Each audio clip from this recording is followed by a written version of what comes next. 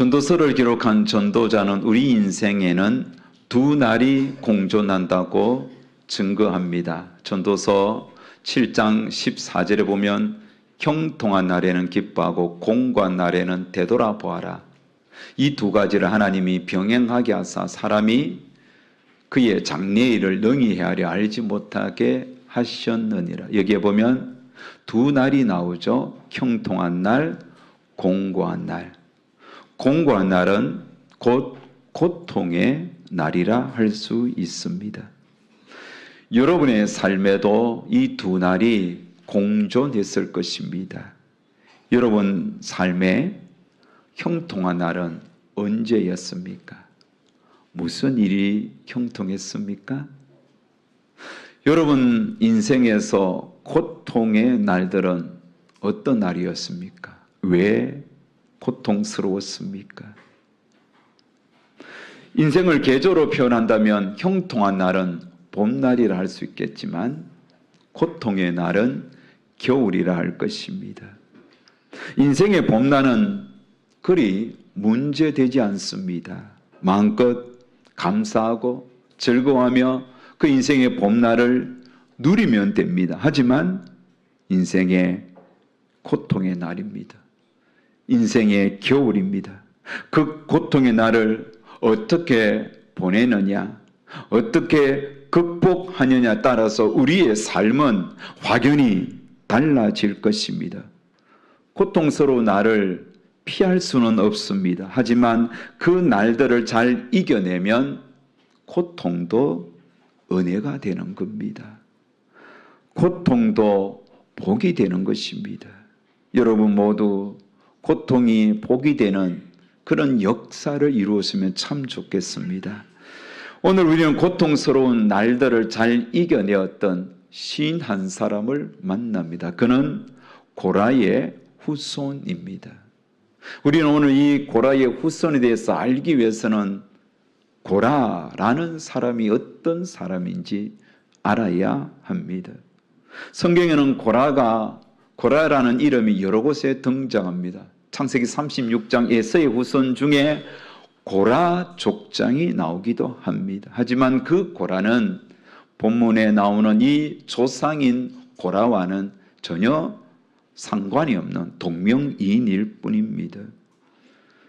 신 고라의 고라 후손의 조상이었던 이 고라는 레위 지파입니다. 레위의 증손자이자 모세와 아론의 먼 사촌이기도 합니다.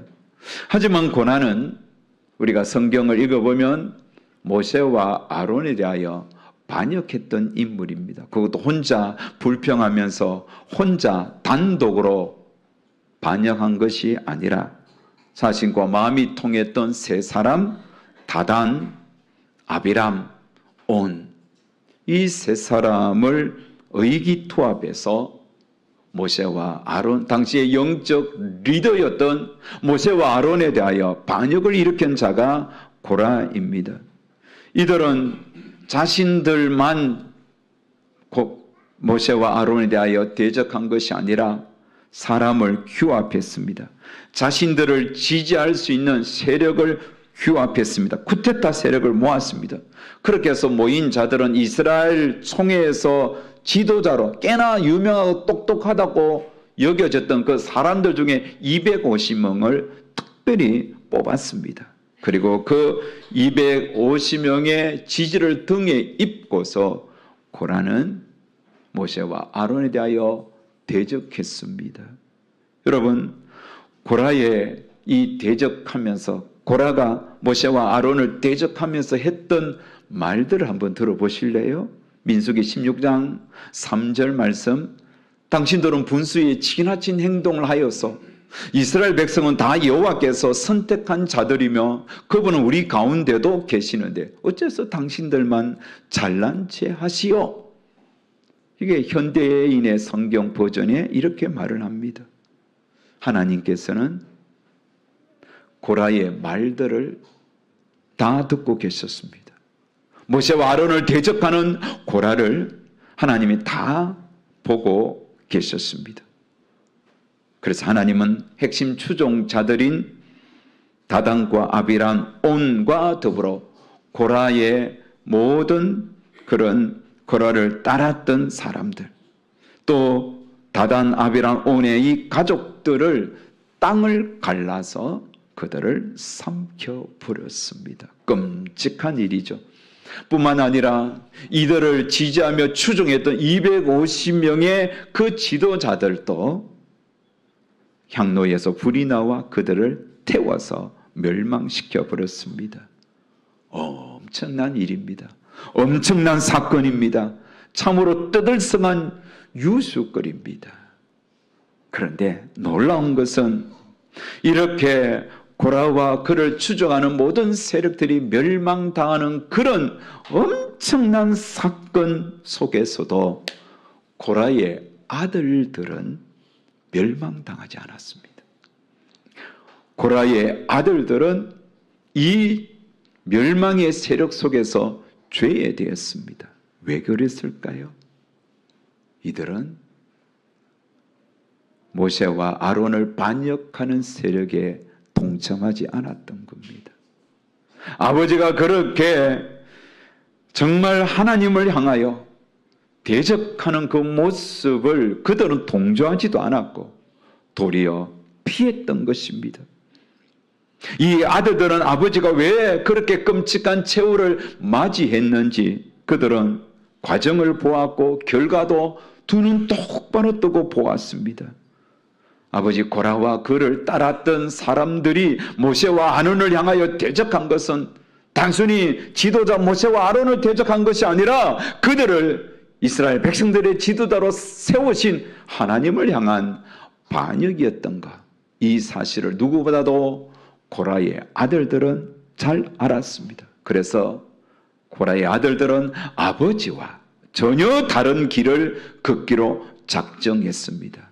그것은 아버지는 하나님을 대적하는 길을 선택했다면 아들들은 하나님을 전심으로 섬기겠다고, 전심으로 하나님의 길을 따르겠다고 작정했습니다. 그래서 고라의 아들들이 선택한 이런 세 가지입니다.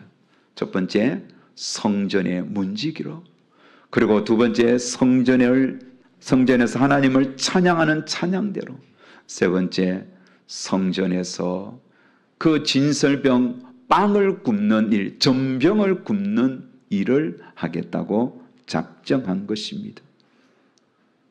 조상은 여러분 하나님을 반역했지만 후손들은 경건하게 하나님을 섬겼던 겁니다. 자, 이렇게 믿음으로 살았던 고라의 후손들이 하나님을 찬양하며 하나님을 섬기면서 하나님께서 주시는 영감으로 여러 시들을 썼습니다. 그렇게 쓴 여러 시편들 중에 11편이 우리가 보고 있는 성경 시편에 수록되어 있습니다. 11편은 여러분 어디입니까? 42편, 44편에서 49편, 84편, 85편, 87편, 88편 이렇게 11편이나 수록되어 있는 겁니다. 자, 오늘 여러분 시편 44편은 고라가 쓴 시편들 중에 대표적인 시입니다. 이 44편을 읽어보면 전체적으로 상당히 무겁습니다. 분위기가 어둡습니다. 왜 이 시편 44편의 내용이 무겁고 어둡고 침체되어 있을까요? 그것은 바로 전쟁 때문입니다. 여러분, 이 시편의 내용을 읽어보시면 이 시인이 처한 삶의 근간이 지금 흔들리고 있습니다. 그들의 현재가 어떻습니까? 13절에서 16절 말씀을 보시면 주께서 우리로 하여금 이웃에게 욕을 당하게 하시니 그들이 우리를 둘러싸고 조소하고 조롱하나이다. 주께서 우리를 뭇백성 중에 이야기거리가 되게 하시며 민족 중에서 머리 흔듦을 당하게 하셨나이다. 나의 능력이 종일 내 앞에 있으니 수치가 내 얼굴을 덮었으니 나를 비방하고 욕하는 소리 때문이요 나의 원수와 나의 복수자 때문이니이다. 이런 고통을 당하는 이유가 그들이 당한 전쟁입니다.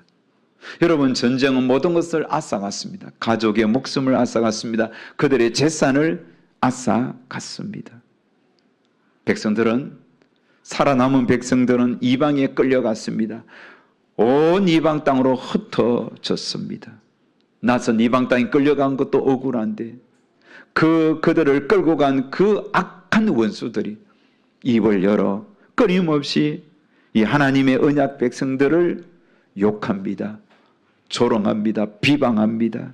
깔봅니다. 온갖 수치와 모욕을 줍니다. 이들을 무시하면서 그들의 이야기거리로 삼았습니다.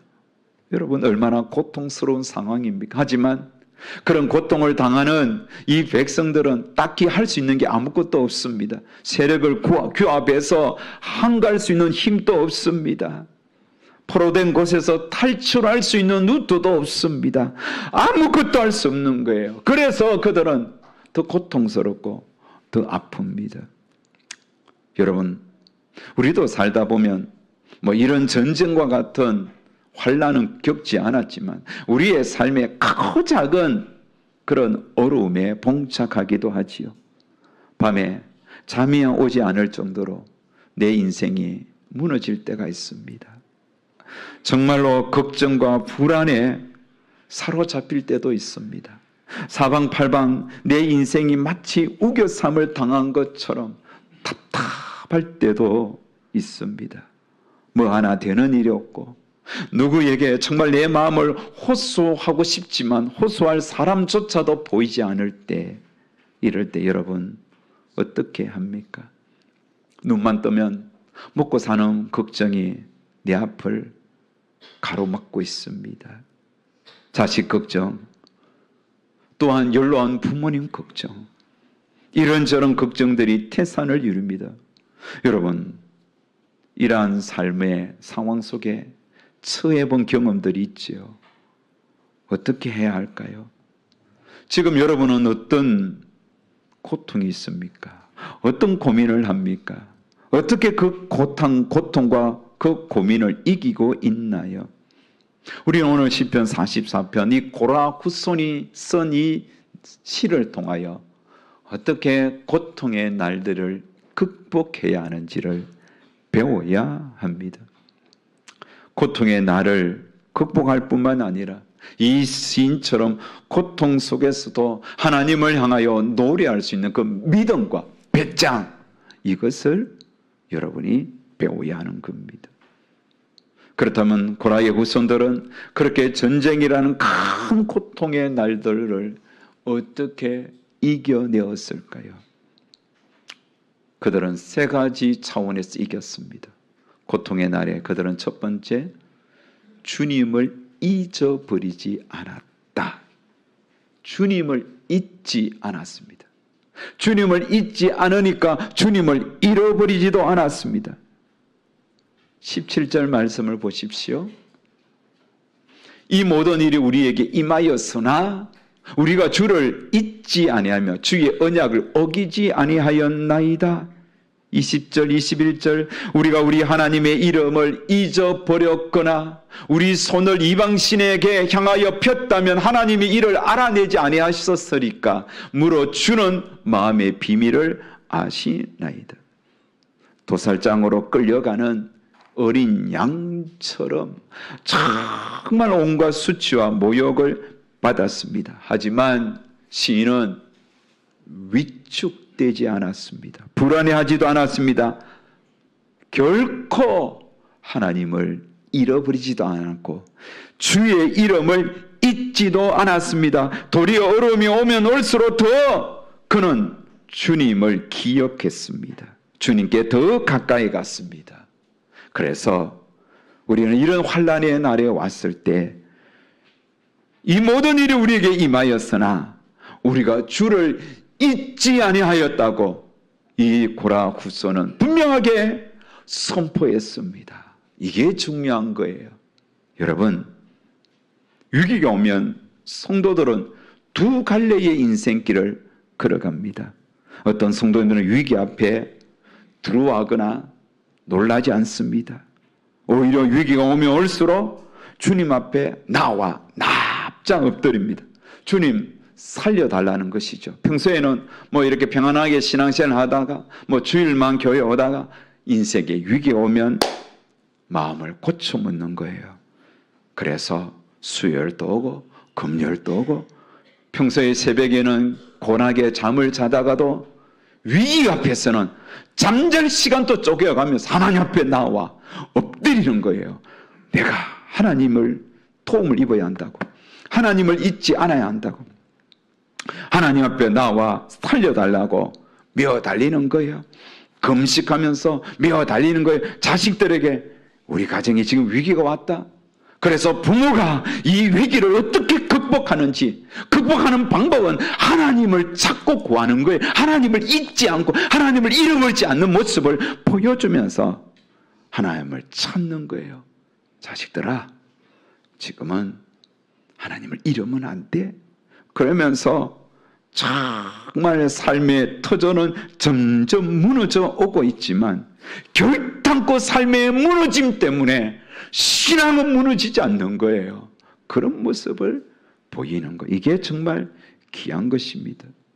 하지만 어떤 성도들은 인생에 위기가 오면, 고통의 날이 오면 여지없이 주님을 향하여 원망해요. 주님, 이게 뭐죠? 주님, 어떻게 이럴 수 있나요? 주님, 어떻게 내게 이렇게 하나요? 온갖 불평과 원망을 쏟아놓으면서 주님을 잃어버리는 거예요. 주님을 잊어버리는 거예요. 주님을 떠나버리는 겁니다. 여러분, 사실 엄격하게 따져보면 삶의 위기는 하나님이 주신 것이 아니죠. 인간이 악해서 그런 일들이 일어나거나 자신이 연약하고 자신이 부족해서 자신의 실수 때문에 일어난 어려움들이 사실은 더 많습니다. 우리는 벌써 잊어버리고 잊어가고 있지만 사실 지난 코로나 3년 팬데믹 기간 동안 많은 한국교회 성도들이 주님을 잊었습니다. 주님을 잃어버렸습니다. 교회 한두 번 안 나오고 온라인 예배 드리면서 느슨해졌습니다. 안 나가도 되겠네. 그러면서 예배 자리를 떠난 성도들, 위기 앞에서 하나님을 잊어버린 성도들이 교회들마다 약 평균 20% 된다고 합니다. 저도 이 말씀을 준비하면서 코로나 팬데믹 기간 동안 교회에 떠났던 분들의 손가락을 헤어보니 좋게 10명이 넘더라고요. 그들이 지금 다른 어떤 곳에서 예배 드리면 귀하죠. 감사하지만 여전히 지금 주님을 잊어버리고 주님 앞에 나오지 않고 그렇게 점점 하나님이란 이름조차, 예배라는 그런 믿음의 행위조차가 점점 희미해져가는 모습을 볼 때 참 마음이 안타깝습니다. 오늘 제가 중구에게 약속을 받았으면 군에 가서 예배 드리라고, 꼭 예배 드리기를 바랍니다. 군생활 1년, 2년 지나가면서 하나님을 잊어버리고 그래서 군에 갔다 오면서 완전히 세상화된 그런 청년들이 많습니다. 반대로 그런 군에 가서 주님을 찾고 구하면서 하나님과 동행하는 청년들도 있습니다. 주님을 잊어버리면 우리 인생 끝나는 겁니다. 결단코 주님을 잊지 마십시오. 어떤 상황이 있다 할지라도 주님을 잃어버리지 마시기 바랍니다.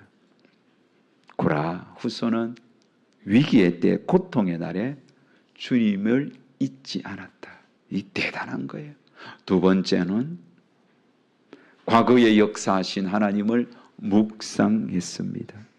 시인은 고통의 날에 과거를 돌아봅니다. 하나님이 그들에게 행하신 역사를 돌아보았습니다. 지난 세월 돌아보니 굽이굽이 하나님이 돌보셨습니다. 우리 하나님의 손길이 미치지 않은 곳이 하나도 없었습니다. 모든 곳에 하나님이 개입하셨고 하나님이 간섭해 주셨습니다. 그래서 이 시인은 이렇게 과거의 하나님의 은혜를 묵상하면서 고백합니다. 1절에 보면 하나님이여 주께서 우리 조상들의 날 곧 옛날에 행하신 일을 그들이 우리에게 일려주매 우리가 우리 귀로 들었나이다. 자신이 경험한 것도 있지만 조상들이 과거에 자신들에게 행하신 하나님의 그 놀라운 역사심을 가르쳐 주었어요. 전해 주었어요. 그것을 듣고 또 자신의 삶을 지금까지 살아오면서 내 과거를 돌아보니 하나님께서 살아계셔서 도와주셨다는 겁니다. 2절 말씀에 주께서 주의 손으로 뭇백성을 내쫓으시고 우리 조상들을 이 땅에 뿌리 박게 하시며 주께서 다른 민족들을 고달프게 하시고 우리 조상들은 번성하게 하셨나이다. 하나님이 하신 거예요. 과거를 돌아보는 거예요. 하나님은 그들을 애굽에서 불러내었습니다. 그리고 광야에서 만나와 메추라기로 그들을 먹여주셨습니다. 반석에서 물을 솟아나게 해서 목마름을 채워주었습니다. 그리고 꿀과 젖이 흐르는 그 아름다운 가나안 땅으로 인도하셨습니다. 그 가나안 땅으로 인도하는 과정 속에서 가나안의 강력한 족속들을 다 물리쳐 주셨습니다. 하나님이 직접 사령관이 되셔서 그들의 앞서 가나안 칠족속을 다 물리쳐 주셨습니다. 하나님이 인도하신 것이지요. 고라 후서는 이렇게 과거에 자기의 민족을 사랑하시고 인도하신 하나님, 또 자신의 개인의 역사 속에서 간섭하시고 동행하신 하나님을 묵상할 때에 감격이 되는 겁니다. 여러분, 여러분의 생애도 마찬가지예요. 지난 세월을 돌아보십시오. 여러분이 지금까지 살아오면서 하나님의 은혜를 덧입은 것들이 참 많을 겁니다. 지금 오늘 나의 나된 것, 전적인 하나님의 은혜입니다. 하나님이 에베네셀 도우셨습니다. 송경미 목사님이 많은 찬양곡들을 만들었습니다. 그분이 만든 곡들은 지금 한국의 많은 성도들이 사랑하고 즐겨 부르고 있습니다. 참 은혜롭습니다. 대표적인 곡들이 감사, 은혜, 행복, 충만, 이런 두 단어로 된, 두 글자로 된 그런 찬양곡을 많이 썼습니다. 오늘 설교를 준비하면서 그가 만든 또 다른 한 찬양곡이 제 입술에 계속 흥얼거렸습니다. 찬양의 가사는 이렇습니다. 내 평생 살아온 길 뒤돌아보니 짧은 내 인생길 오직 주의 은혜라. 주의 은혜라, 주의 은혜라, 내 평생 살아온 길 주의 은혜라, 주의 은혜라, 다함이 없는 사랑. 달려갈 길 모두 마친 후 주 얼굴 볼 때 나는 공로 전혀 없도다 오직 주의 은혜라. 찬양의 제목이 주의 은혜라 이죠. 정말 그렇습니다. 여러분 지금까지 살아온 인생길을 돌아보시기 바랍니다. 다함이 없는 하나님의 사랑이 저와 여러분과 함께 있습니다.